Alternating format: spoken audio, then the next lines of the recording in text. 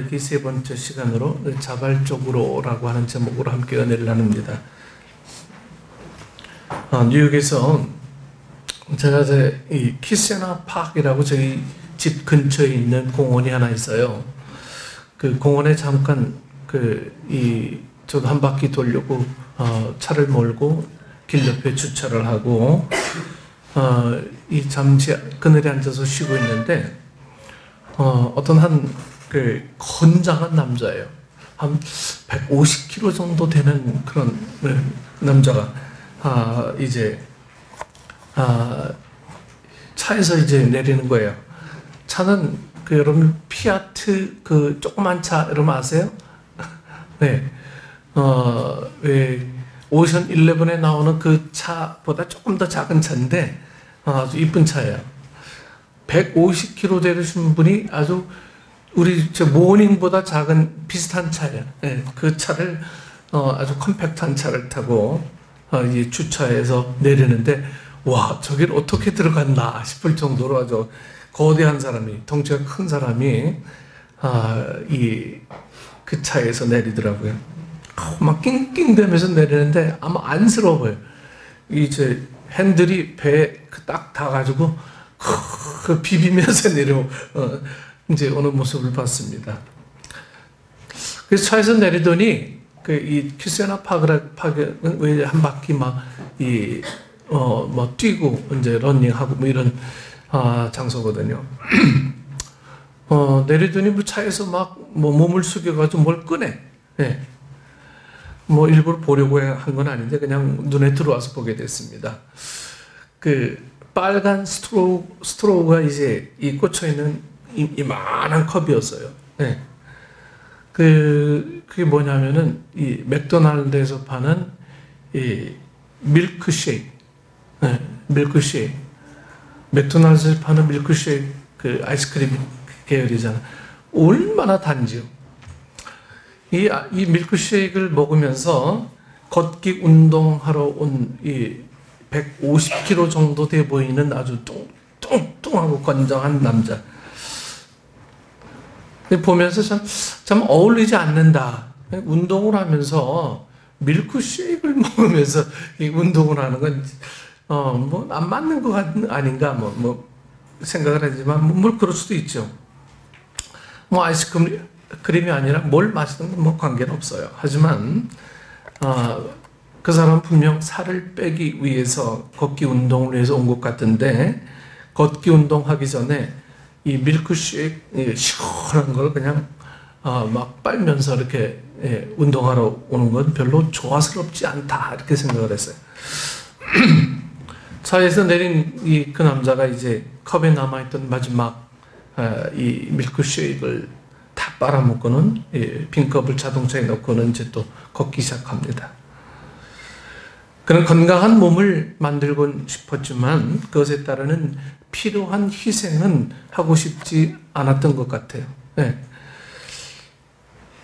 오늘 이 말씀을 드린 것은 오늘 이 예수님을 따른다고 하는 이 무리가 하는 그 행동이 바로 이러한 뭔가 앞뒤가 맞지 않는 어떤 부조화예요. 부조화. 예수님을 따른다고 하는데 예수님을 따른다고 한다면은 거기에 따른 뭔가가 희생이나 여러 가지가 있어야 되는데 그런 것들이 전혀 없다라고 하는 거죠.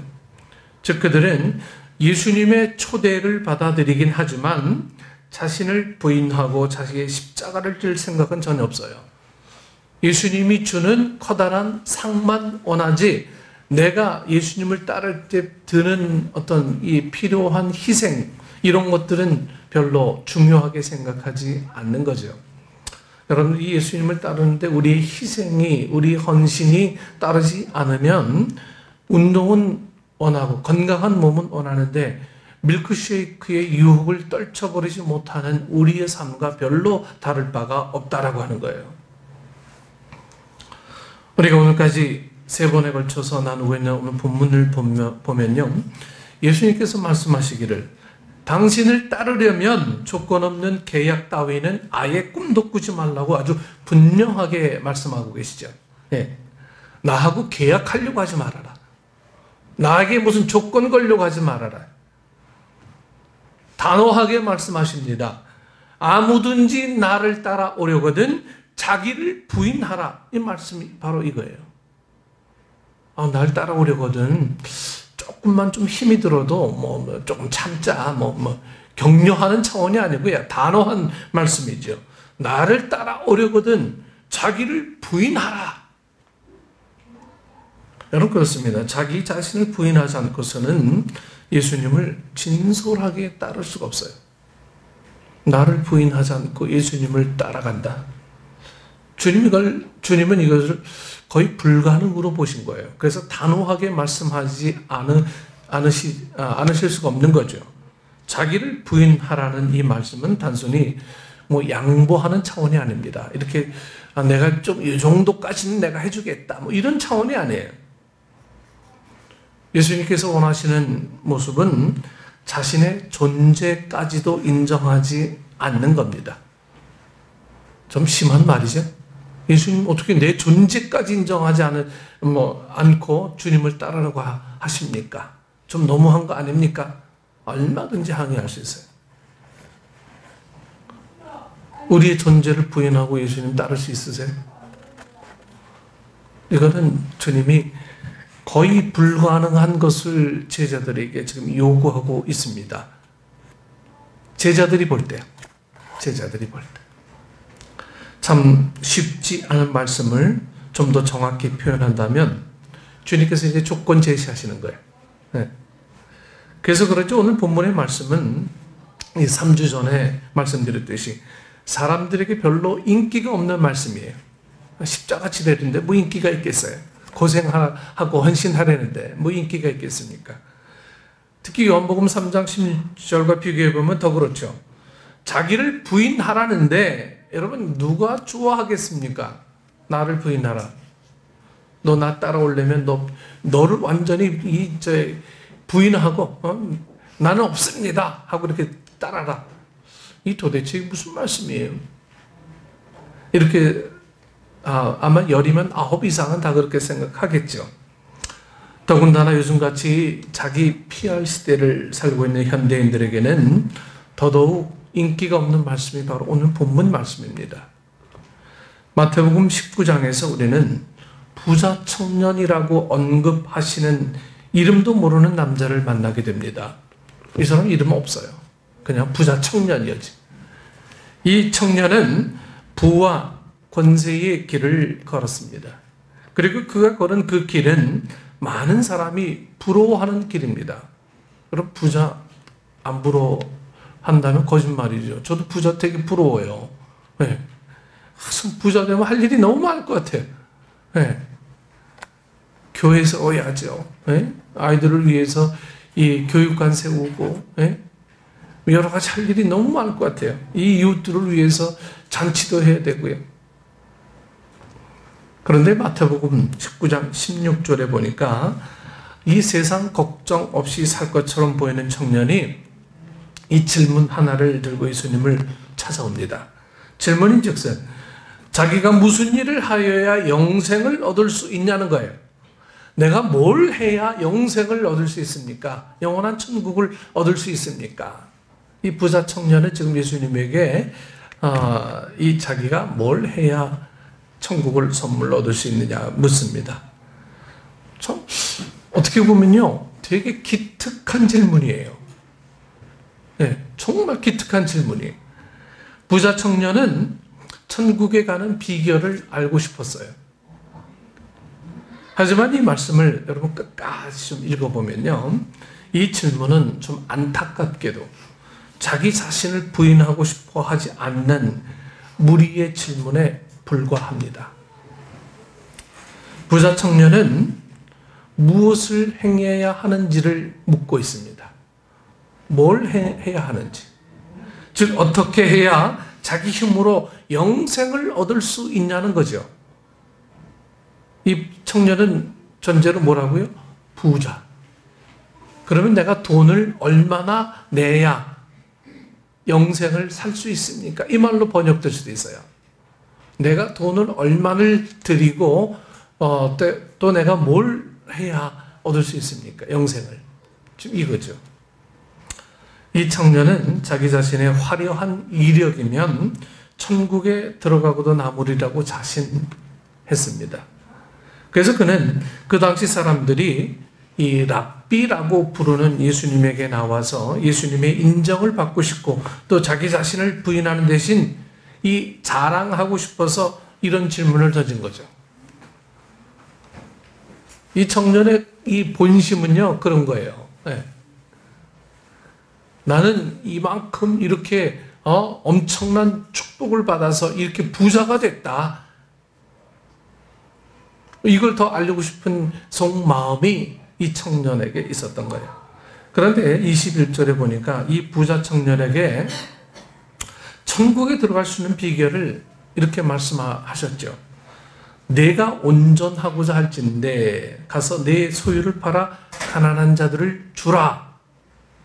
그리하면 하늘에서 보화가 내게 있으리라. 그리고 와서 나를 쫓으라.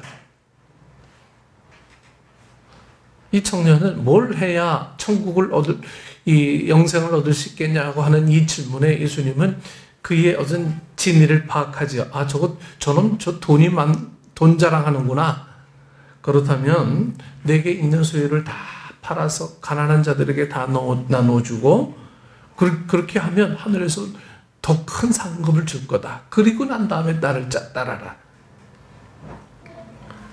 이 무리 중에 한 사람인 이 부자 청년을 예수님은 이제 제자로 초청하십니다.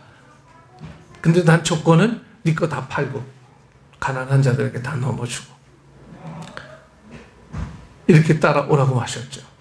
이제 이 부자 청년은 이 예수님에게 이 자기가 뭘 선택해야 될지를 묻고 있는 이 선택의 질문을 다시 되받게 됩니다. 이제 내가 선택할 차례예요.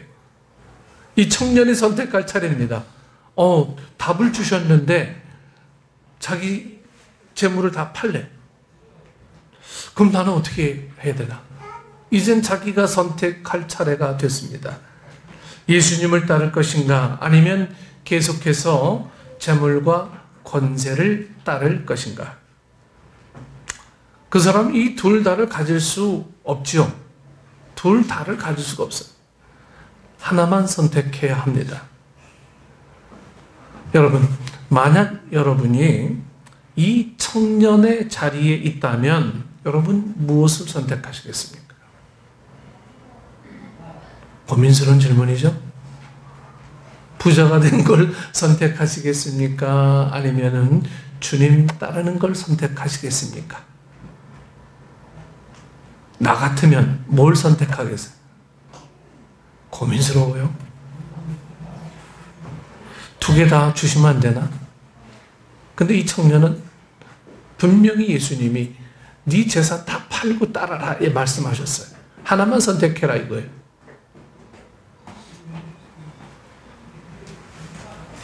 갈림길의 다른 한편이 이 부자 청년처럼 많은 물질이 될 수 있습니다. 그런가 하면 권력이 될 수도 있고 남들이 인정하는 그 어떠한 것이 될 수도 있어요. 이 부자 청년은 자신을 부인할 수가 없었어요.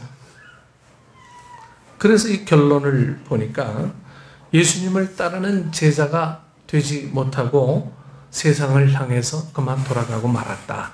오늘 본문은 지금 이 부자 청년에 대해서 예수님은 초청했는데 그 초청을 받아들이지 못하고 그냥 자기의 부자의 길로 다시 돌아가고 말았습니다. 여러분은 어느 길로 가길 원하십니까? 부자도 좋고 부자가 예수님 믿으면 안 되나? 참 좋은 얘기죠. 부자가 예수님 잘 믿으면 참 좋은데 근데 성경은 부자가 천국 갈 확률을 어디에다 비유합니까?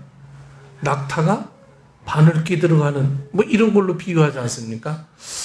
그래서 이게 부자가 천국 들어간다는 이 말이 참 이 예수 잘 믿는 것과 공존할 수 있는 일에 굉장히 어려운 부분들을 이 본문은 얘기하고 예수님은 지금 말씀하고 계시는 거죠.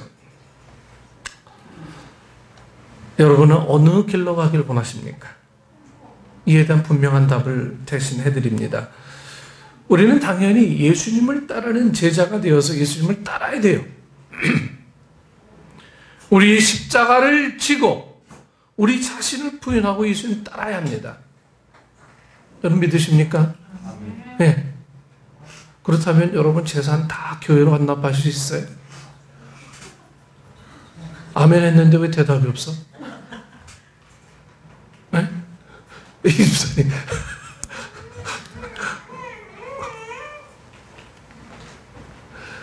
힘들죠?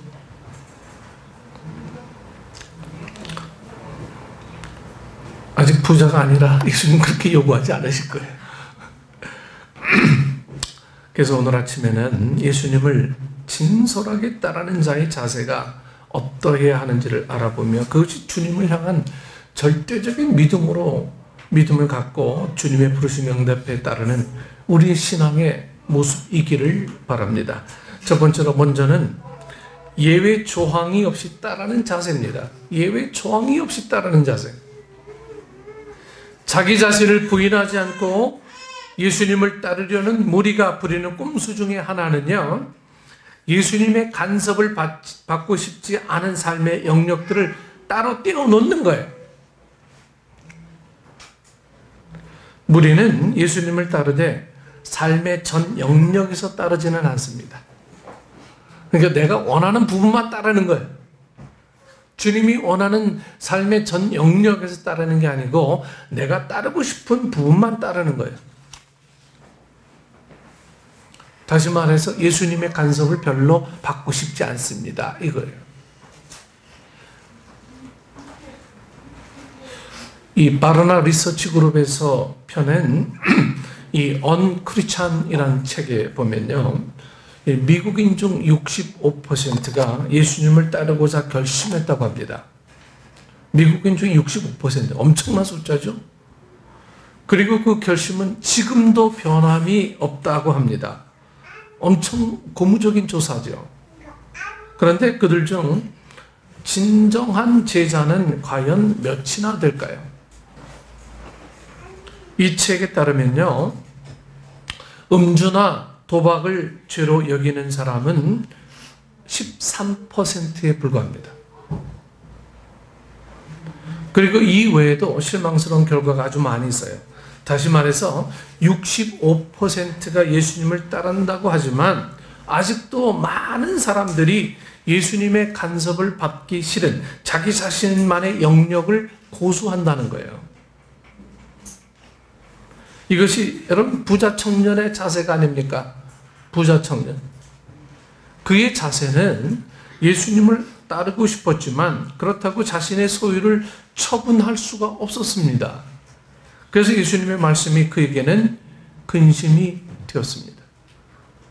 하지만 예수님을 따르는 것에는 여러분 예외 조항이 없어야 합니다.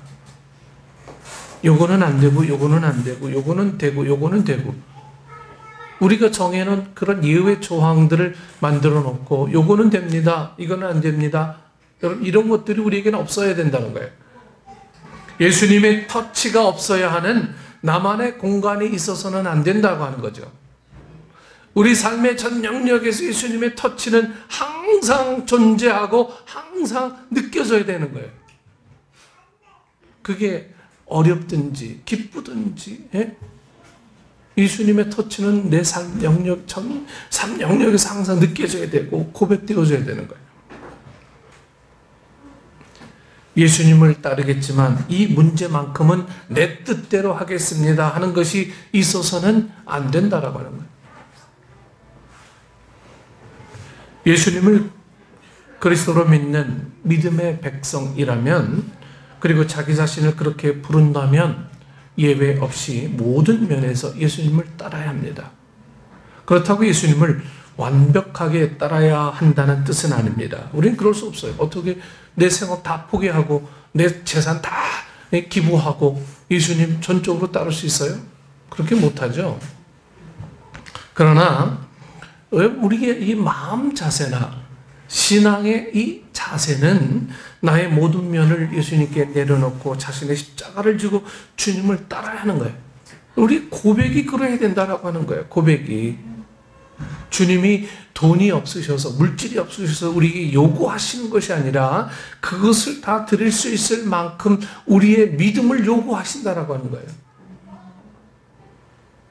자기 자신의 모든 권리를 그것이 비록 내 온 인생을 다해 쌓아왔던 것이랄지라도 그 모든 권리를 좀 과감하게 내려놓고 주님을 따라야 합니다.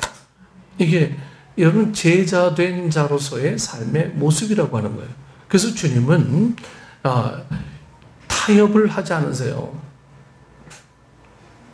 나를 따라오기 원하느냐? 그럼 너를 부인해라. 여러분 나를 부인하라라고 하는 이 이야기는 각자의 환경이 다 달라요. 지식이 있는 사람은 지식을 부인해라. 재물이 있는 사람은 재물을 부인해라. 내 자식이 정말 자랑거리인 사람은 자식도 부인해라. 이거 아니겠어요? 내가 가장 자랑할 만한 그 소중히 여기는 걸 그걸 부인해라. 주님 이걸 얘기하시는 거죠. 혹시 여러분의 삶 중에 부자 청년처럼 주님께 내려놓지 못한 것이 있습니까? 많지요. 저도 많이 못 내려놔요. 내려놓는다고 늘 해도요. 그래서 갈등 안에 계세요. 주님 이것만큼은 안 됩니다 하는 것이 여러분 있습니까?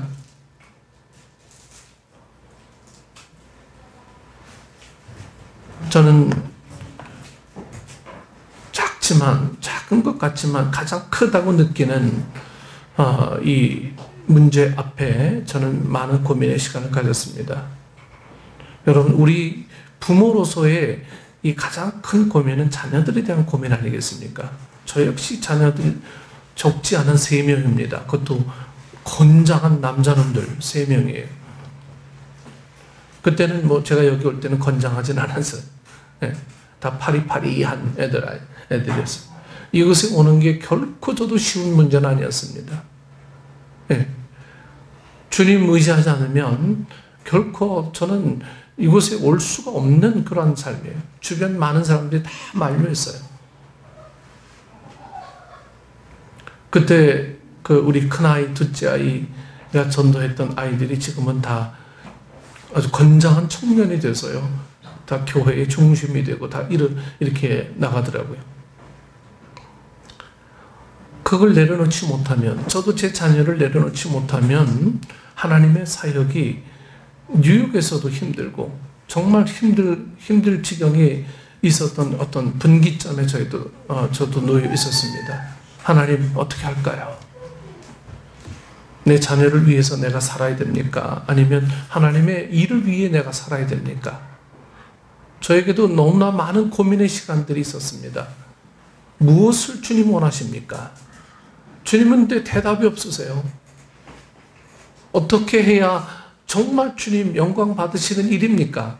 내가 자녀들을 잘 키워내야 이게 주님 영광 되는 거 아닙니까? 내 입장에서 늘 얘기하고 많은 고민의 시간도 가졌습니다. 하지만 주님이 원하시는 것은 얼마 되지 않은 숫자지만 하나님이 원하는 일에 네가 쓰임 받는 걸 더 원하시는 그 마음으로 제게 응답을 주셨어요. 이민 간 지 12년 만에 다시 돌아오게 됩니다. 여러분, 이 자식들을 다 내놓고 오는 이 마음들이 저에게도 결코 쉬운 문제는 아니었지만, 내려놓을 때 제가 여기 뭐 부를 바라고 오겠습니까? 아니면은 뭐 영광을 바라고 오겠습니까? 그런 거 없어요. 저에게도 내려놓는 고통들이 있었습니다. 하지만 이 주님께서는 그 내려놓는 고통을 통해서 오히려 이 하나님께서 주시는 은혜의 시간들을 자녀들을 통해서 허락하실 것을 믿고 있기에 저도 그렇게 할 수가 있었죠. 여러분, 주님 이것만큼은 안 됩니다 하는 이것 여러분 누구에게나 다 있어요. 정말 이건 아닙니다.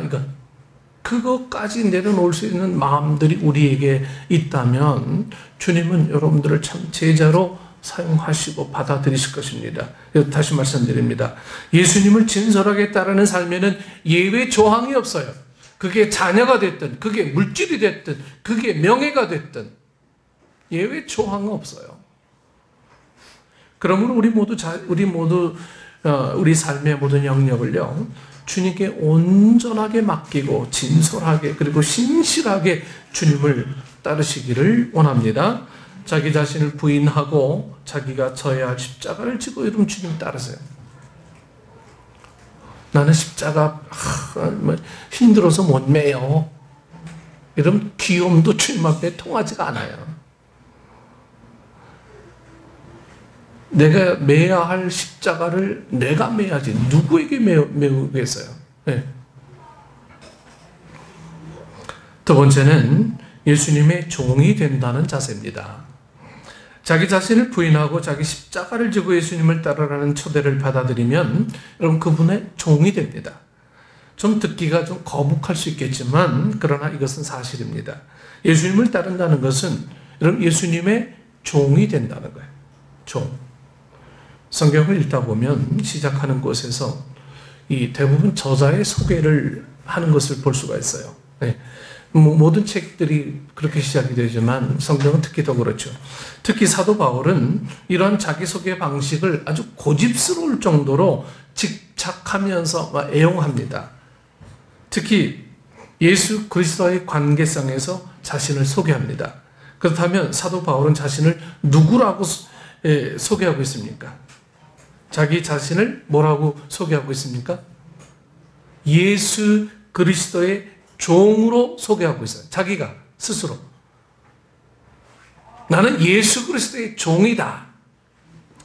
이런 소개는요, 로마서를 비롯해서 고린도 후서, 갈라디아서, 빌립보서, 우리가 공부한 에베소서 등 사도 바울의 서신 곳곳에서 예수 그리스도의 종이라는 고백이 사도 바울 자신의 입에서 계속 고백되어지는 것을 우리는 볼 수가 있습니다. 여러분, 이 종하면 무슨 생각이, 무슨 이미지가 여러분 가장 먼저 떠오릅니까?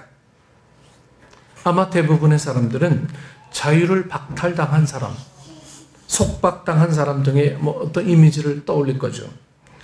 아니나 다를까 사도 바울도 자기의 자유를 완전히 박탈당하고 주인에게 철저하게 속하였다는 의미를 가진 이 헬라의 이 종이라고 하는 개념을 뭐라고 부르냐면 둘로스라고 불러요. 둘로스. 가끔 여행사도 둘로스 여행사 이렇게 얘기했죠. 보면 우리는 당신의 종입니다. 이 뜻이에요. 이 둘로스라는 단어를 사용해서 자기 자신을 종으로 표현합니다. 그 당시의 종은요, 주인의 소유물로서 취급되며 자기 재산을 가질 수가 없었어요. 종은 소유물이죠. 자기 재산 인정이 안 돼요. 자신의 배우자나 자식들도 다 주인의 것으로 속하게 됩니다. 자신의 생명까지도 주인 거죠. 예. 주님의 건 거죠. 예. 이건 동서양을 막론하고 종의 개념은 다 똑같아요. 우리나라도 마찬가지로 그 아버지가 종이면 아들도 종이었어요. 여기도 마찬가지예요. 한마디로 말하면 말을 할 줄 아는 짐승과 같은 것이라는 의미입니다. 말을 할 줄 아는 짐승이 바로 종이에요. 이와 같이 종이나 노예라는 단어가 가져다주는 이미지는 아주 매우 소극적이며 부정적이며 좀 불쾌하기까지 합니다. 그렇다면 사도 바울이 자기 자신을 종으로 표현하고 있는데 그가 말한 이 종이라는 단어를 이런 의미로 여러분 사용하고 있는 것일까요? 아니면 이렇게 속박당하는 의미의 종이 아닌 또 다른 의미의 종이 있는 것일까요? 여러분 구약을 읽다 보면요, 종이라는 단어의 의미가 꼭 부정적인 것이 아니라 어떤 때는 매우 긍정적인 경우로 쓰여진 것도 볼 수가 있어요. 예를 들어서 출애굽기 21장 말씀을 보면요, 모세율법 가운데 이런 법규가 있습니다. 어떤 종이 주인을 위하여 6년간 일하고 7년이 되는 안식년에 주인은 이 종에게 자유를 제공합니다. 이제 안식년이죠. 안식년. 그런데 그 종이 주인에게, 주인님, 제가 지난 6년 동안 살면서 주인님에게 무척 정이 들었습니다. 저는 주인님을 존경하고 사랑합니다. 그렇기 때문에 저는 나가서 7년 이 안식년에 자유인으로 살지 않고 한평생 주인님으로 모시고 싶습니다. 라고 하면 이 주인은요, 이 종을 데리고 와서 귀에다가 이제 송곳을 뚫어요. 그리고 그 종에게다 귀걸이를 걸어줍니다. 여러분 귀걸이 좀 거신 분 많이 있어요? 이거 다 내 종이야. 예. 그 귀걸이를 걸어줘요. 요즘처럼 이 못으로 뚫는 게 아니고요. 영원히 주인을 섬기는 종됨에 대한 표시로 이게 뚫는 겁니다. 그런데 이 귀뚫음의 표시를 갖게 되면 그날부터 주인은 그 종을 더 이상 종으로 취급하지 않아요.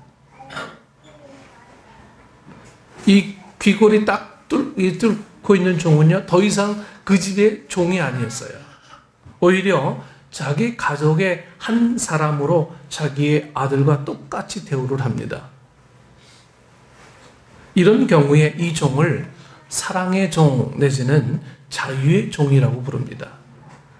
종은 종인데 자유한 종이기 때문이죠.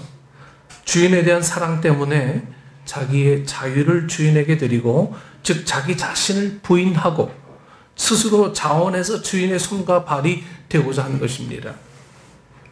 그가 종이 된 동기는 주인에 대한 순수한 사랑이에요. 주인에 대한 애정 때문이고 주인과의 아름다운 관계 때문입니다. 그 당시 성경에 대해 거의 박사 정도 되지 않았겠습니까? 사도 바울이요. 이러한 것을 너무나 잘 알고 있었을 겁니다. 그뿐만 아니라 그가 만난 이 주님, 그리고 그분의 어떤 사랑, 이 모든 것을 체험한 그는 자기의 자유를, 자기의 삶을, 자기의 생명을 기꺼이 주 되신 예수 그리스도에게 드릴 수 있었던 것입니다. 그러므로 예수 그리스도의 종이라는 이 사도 바울의 어디 고백에는 나는 예수 그리스도께 속한 자유의 종에서 그분의 사랑을 받으며 또 그분을 사랑하며 그분과의 깊은 관계 속에서 그분을 위해 살리라는 의미가 내포되어 있는 거예요. 사도 바울이 말하는 종은 속박당한 억압받는 종이 아니고 나는 그분을 사랑하는 종입니다. 그분을 위해 내 전 삶을 투자하는 종입니다. 이 의미예요. 나는 그분과 한 가족입니다. 이것이 바로 예수님을 따르는 자의 삶과 신앙의 자세입니다. 여러분, 예수님을 따르는 자의 삶의 이 신앙의 자세는요, 바로 나는 예수님께 속했습니다. 예수님 사랑합니다. 그래서 그분이 원하는 무엇이든 우리는 기쁨으로 행할 수 있습니다. 우리의 고백이 돼야 돼요. 이게 고백이 되지 않으면 여러분들은 날마다 교회 나와도 갈등의 연속일 수밖에 없어요. 물질 설교하면 이 물질 때문에 그냥 시험 들려고 그러고요. 네. 시험들 준비부터 먼저 해요. 네? 주님 것이라고 했는데 주님이 예비하시는 은혜가 있을 건데 우리는 그걸 모르고 내게 정말 이 부분은 터치하지 말아주세요. 이거예요. 이것은 이 반신앙적인 자세이고 주님이 가장 경계하는 삶의 자세인 거예요. 그러기에 사도 바울은 로마서 1장 1절에서 자기 자신을 예수님의 종이라고 소개하고는 이어지는 6절에서 모든 사람이 자기와 같이 주님의 종으로 부르심을 받았다고 합니다. 너희도 그들 중에 있어 예수 그리스도의 것으로 부르심을 입은 자니라. 그러므로 우리 사랑하는 우리 성도들, 식구들, 우리 모두 우리 삶의 모든 영역을 온전히 주님께 맡기고 진솔하게 그리고 신실하게 주님 따르시기를 원합니다. 이게 오늘 믿는 자의 삶의 자세예요. 믿는 자의 삶의 자세. 믿음의 이 선을 내가 그면 안 돼요. 나는 여기까지 하겠습니다. 나는 이래서 안 됩니다. 난 저래서 안 됩니다. 난 여기까지만. 여러분, 이것은요, 진짜 온전한 어떤 예수님의 종의 자세도 아니고요. 이거는 어중간한 자세. 예수는 믿는데 예수는 안 믿는 거예요. 참 말이 안 되죠. 예수는 믿는데 예수는 안 믿는 거예요. 많습니다. 교회 안에. 예수 믿는데 예수 안 믿는 사람들이에요. 오늘 우리는 무엇을 믿고 무엇을 위해 살아가는 존재인지를 분명히 여러분 속에서 고백하셔야 돼요. 한평생 살면서 이런 고백도 없이 그냥 습관적으로 그냥 교회 나와서 이렇게 믿음 생활 하다가 그냥 가는 게 인생이라고 얘기하시면 곤란합니다. 날마다 매주 나와서 주님과 어떤 관계를 더 긴밀하게 가지셔야 돼요. 내 고백을 더 충만하게 우리는 주님 앞에 드려야 합니다. 그러지 않으면 여러분 이 돈이라고 하는 이 우상, 세상이라고 하는 이 우상은요 거의 하나님과 동격인 것 같아요. 예. 어떤 때 하나님보다도 파워가 더 세요. 하나님 안 보여요. 하나님 못 보게 만들어요. 누구든 예외 없습니다.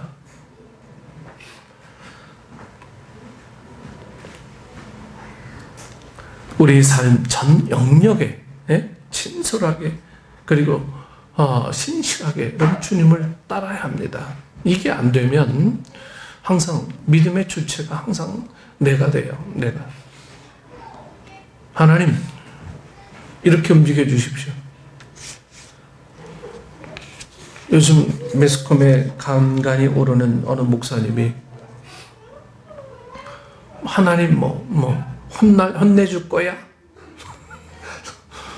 이것 때문에 참 물론 의도는 그게 아니었겠죠. 네, 그만큼 친밀하다라고 하는 얘기를 하고 싶은 건데 사람들은 그런 얘기를 정말 조심스럽게 해야 될 부분들인데 하나님 혼낼 거야? 참 이런 말도 안 되는 얘기를 해가지고 혼란스럽게 만드는 어떤 그런 부분들 우리가 보게 됩니다. 오늘 주님 사랑하고 그리고 신뢰하는 그 사랑의 종이 되어서 예수 그리스도를 따르는 축복된 삶과 신앙이 되어야 되지 않겠습니까? 예수님 따르면서도 기쁨들이 없고요. 늘 고민에 빠져 있고 실망에 빠져 있고 좌절에 빠져 있고 헤어날 수 없는 웅덩이에 빠진 것처럼 내가 그렇게 몰아가는 인생을 살아간다면 정말 예수님이 나에게 무슨 능력인가 다시 한번 깊이 고민하셔야 돼요. 그게 고민이 안 되면 그냥 환경에 따라서 상황에 따라서 나는 그냥 그렇게 주시면 감사합니다. 안 주시면 난 원망하겠습니다. 늘 이 자세로 살아가요. 이거는 주님이 원하시는 삶의 방법이 아닙니다. 그래서 주님을 진솔하게 따르는 우리의 믿음과 신앙이 진보하는 참된 신앙이 되어서 영적인 변화가 좀 있어야 돼요. 영적인 변화, 체험이 있어야 되죠. 그리고 능력 있는 생활들 사셔야 되고요. 그리고 주님 안에 있는 새 생명의 역사를 여러분 매일매일 체험하셔야 됩니다. 매일매일. 구역 예배도 드리시고요. 그리고 수요 예배도 드리시고, 우리가 날마다 주님 앞에 헌신하기를 다짐하는 것. 이것이 우리에게 어떤 약속처럼 되어 있는 그런 능력들이 돼야지. 믿음 생활이 한낱 축복받기 위한 수단이라면 이 믿음 생활 그냥 절에 가셔도 돼요. 절에 가면 싹싹 빌면 이게 부처가 돈 많이 줄 수도 있어요. 하지만 우리 종교는 그런 종교가 아니잖아요. 오늘 여러분들이 정말 주님과 동행하는 삶을 사는 것, 이게 제자된 삶이고 예수 그리스도의 종된 삶이고 그런 삶을 주님은 오늘 이 청년에게 원하셔서 오늘 우리에게도 말씀하고 계십니다. 여러분은 정말 속박된 종입니까? 자유의 종입니까? 이 판단이 여러분들 앞에 정말 기쁨으로 서서 자유의 종으로 날마다 주님과 교제하고 기쁨으로 삶을 누리는 축복된 우리 성도들 되기를 축원합니다. 기도하겠습니다. 좋으신 아버지 하나님, 우리가 주님 앞에 날마다 서서 주님의 인도하심을 받는 삶이 되기를 소원합니다. 이 고백으로 우리를 살아가기를 원하는데 세상이 나를 그냥 내버려 두지 않습니다. 너무 바쁘게 만들고 너무 피곤하게 만들고 너무 물질 때문에 눌리게 만들고 그래서 예수님을 바라보지 못하게 만드는 세상적인 조건들이 오늘 우리를 괴롭히고 있는 건 아닌지 다시 한번 우리의 모습을 뒤돌아보고 성령님의 은혜의 빛을 조명받아 10년 참된 자유의 종으로 살아갈 수 있는 예수 그리스도의 종으로 살아갈 수 있는 축복의 우리 성도들 되게 하여 주옵소서. 예수님 이름으로 기도드리옵나이다. 아멘.